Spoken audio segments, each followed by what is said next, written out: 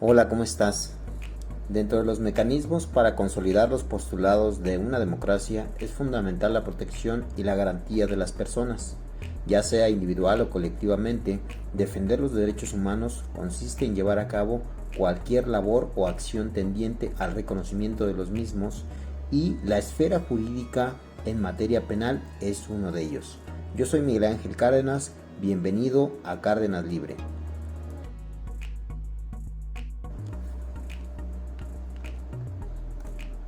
La esfera jurídica del ciudadano en materia penal nos permite conocer cuáles son los conceptos legales que pueden aplicarse a las personas, a las facultades que tiene la autoridad, las autoridades que aplican específicamente la esfera jurídica en materia penal, conocer cuáles son los derechos de las partes, conocer cuáles son las herramientas que se ocupan para poder demandar esos derechos, así como los derechos fundamentales y derechos humanos que están reconocidos en la Constitución. La esfera jurídica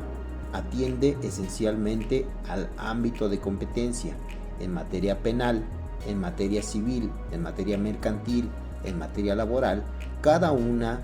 de las áreas tiene su ámbito de competencia, pero específicamente en materia penal lo que protege es la libertad. En materia penal, como son tantas las acciones y tan diversas, podemos tener una detención ilegal, podemos ver una circunstancia en donde se realice una revisión a una persona, o podemos ver que alguien cometa un delito de manera flagrante, o puede presentarse una circunstancia donde se encuentre un hecho con apariencia de delito. En materia penal, las circunstancias son tan diversas, los hechos pueden ser tan diversos, que los actos de autoridad necesariamente tienen que atender a la fuente que los está emitiendo. En este caso, tratándose de materia penal, la Constitución y los tratados nos definen qué es la esfera jurídica en materia penal. El artículo 133 de la Constitución demanda que la Constitución y las leyes que el Congreso de la Unión emita junto con los tratados serán la ley suprema de toda la Unión. Este artículo, junto con el primero constitucional, nos establece que todas las autoridades deben de promover, respetar, proteger y garantizar los derechos humanos, de conformidad con los principios señalados en los tratados internacionales, que de común base son universalidad, interdependencia, indivisibilidad y progresividad. Ahora bien, tratándose de materia penal, toda persona tiene derecho a que se le administre justicia de manera pronta, completa e imparcial. Pero los actos de autoridad deben de además estar apegados al principio de legalidad, que nos establece en su artículo 14 en nuestra Constitución, que nadie puede ser privado de la libertad o de las posesiones o de sus derechos, libertad y derechos, sino mediante un juicio seguido ante los tribunales previamente establecidos con las formalidades esenciales del procedimiento. De esta manera, frente a los actos de molestia que las autoridades en materia penal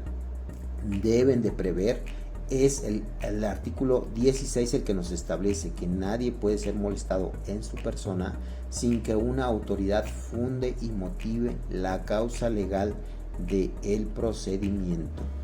De esta forma nosotros podemos ver cómo la esfera jurídica empieza a ampliar el espectro, pero tratándose del gobernado, el artículo 20 constitucional nos establece las bases, los derechos de una persona imputada y los derechos de quien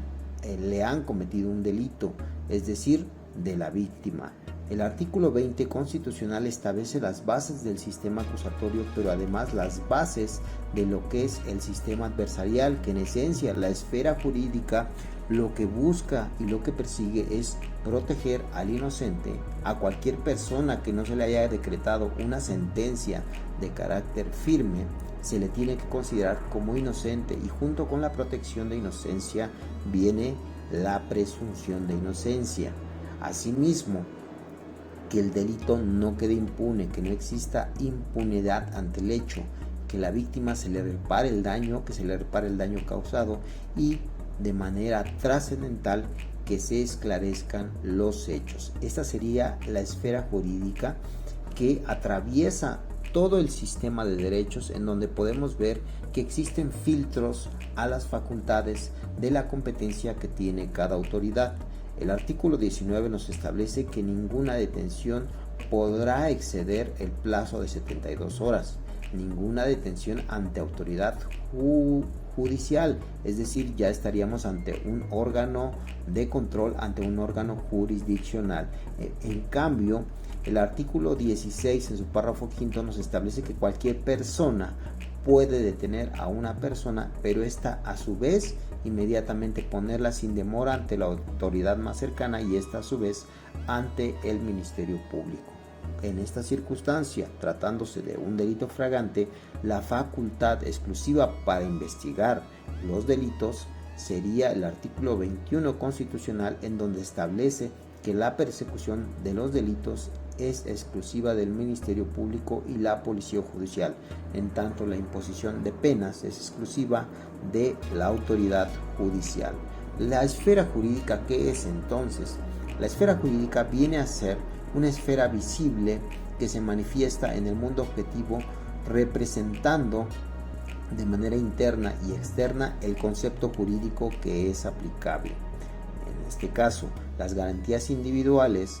que son normas de derecho que se encuentran positivizadas en nuestra Constitución como derechos humanos, son la representación legal de las prerrogativas que tiene todo ciudadano. La esfera jurídica